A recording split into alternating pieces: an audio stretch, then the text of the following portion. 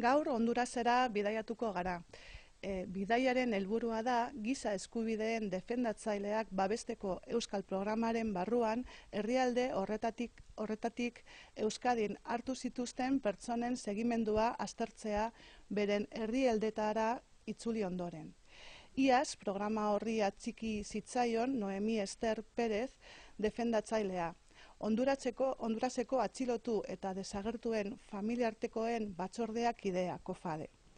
Euskal misioaren helburua da zuzenean ematea ezagutzera Noemi Ester Pérezek eta aurreko edizioetan programari heldu zioten Honduraseko gainerako pertsonek gaur egun bizi duten egoera. Hoy sábado comienza la misión a Honduras en el marco del Programa Vasco de Acogida Temporal a Personas Defensoras de Derechos Humanos, programa que lidera la Dirección de Derechos Humanos del Gobierno vasco desde el año 2011.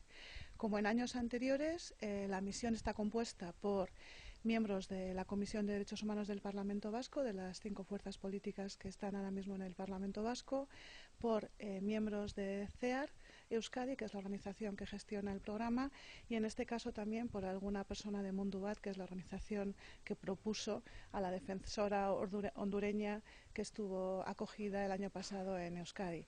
Por parte del Gobierno vasco eran también representantes de la Agencia Vasca de Cooperación y yo misma. En Honduras nos reuniremos con diferentes entidades sociales del país y también con instituciones públicas del Gobierno, del Parlamento y de Naciones Unidas. A la vuelta, también como en años anteriores, haremos un informe con todo lo que hemos visto y con algunas recomendaciones en relación a la vulneración o no de los derechos humanos en el país.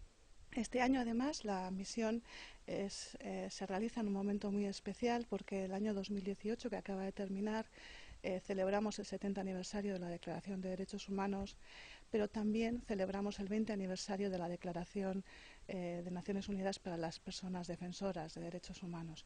Por eso el programa, junto con los otros programas de acogida que existen en el Estado español, firmamos una declaración conjunta que se hizo pública con motivo del aniversario de la Declaración Universal de los Derechos Humanos el 10 de diciembre.